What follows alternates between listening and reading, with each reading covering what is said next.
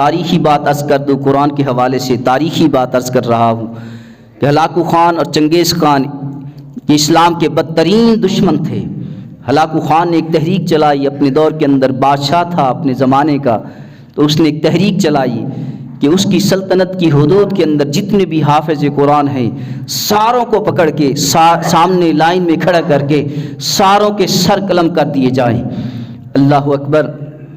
اس کے حکم کی تعمیل کرتے ہوئے اس کی رعایا نے سلطنت کی حدود کے اندر جتنے بھی حافظ قرآن تھے ساروں کو پکڑ کے لائن میں کھڑا کر دیا، اور اس لائن کے اندر اس قطار میں یاد رکھیے 18 سال، تاریخی بات ہے، 18 سال نوجوان بچے بھی تھے، 30 سال کے بھی حافظ قرآن تھے، 50 سال کے بھی تھے، 70 سال کے بھی حافظ قرآن تھے۔ اب ہلاکو خان اپنے تخت پر بیٹھ کر اس نے اشارہ کر دیا کہ ان ساروں کے سر قلم کر دو۔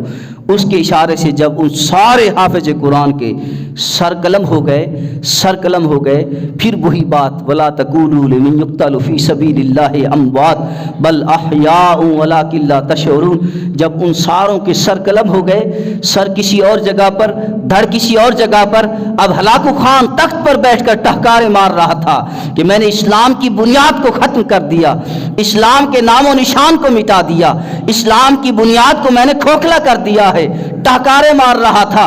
لیکن اللہ کی قدرت کا کرشمہ دیکھیے کہ وہ لاشیں کہ جن کے سر تن سے جدا ہو چکے تھے، وہ سارے کے سارے حافظ قرآن کہ جن کے سینوں کے اندر قرآن کی عظمت دولت موجود تھی، اللہ اکبر، ان لاشوں میں سے ایک لاش 18 سال نوجوان بچے کی بغیر سر کے کھڑے ہو کر تلاوت کرنے لگی، یاسین والقرآن الحکیم انک لمن المرسلین علی صراط مستقیم۔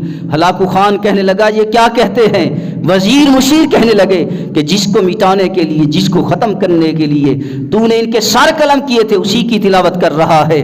اللہ اکبر! میرا ذوق کہتا ہے، میرا جذبہ ایمانی ہے، بات مانے یا نہ مانے مجھے اسے غرض نہیں، میرا اپنا جذبہ ایمانی ہے، اگر دنیا کے اندر قرآن کے پڑھنے والا کوئی بھی نہ رہے، قرآن کے پڑھنے والا کوئی بھی نہ رہے، میرا وجدان کہتا ہے، میرا ذوق کہتا ہے کہ در و دیوار سے قرآن پاک کے پڑھنے کی آواز آئے گی، ہواؤں سے، بارش کے قطرات سے قرآن پاک کے پڑھنے کی آواز آئے گی، دریا کی ہر بوند سے اور پانی کے ہر قطرے سے آواز آئے گی قرآن کی تلاوت کی، درختوں سے قرآن پاک کے پڑھنے کی آواز آئے گی، اس لیے کہ اس قرآن کی حفاظت کا ذمہ اللہ کریم نے خود اٹھایا ہے۔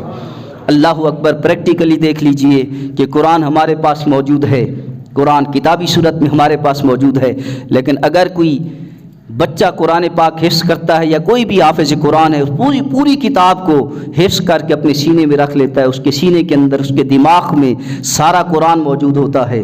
اللہ اکبر! جب مصلی پر کھڑے ہو کر شروع سے لے کر سورۃ فاتحہ سے لے کر سورۃ والناس تک جب پورے قرآن کی تلاوت کرتا ہے، کیا اس کے سامنے کتاب موجود ہے؟ ہوتی ہے؟ بولیے، کتاب موجود ہوتی ہے؟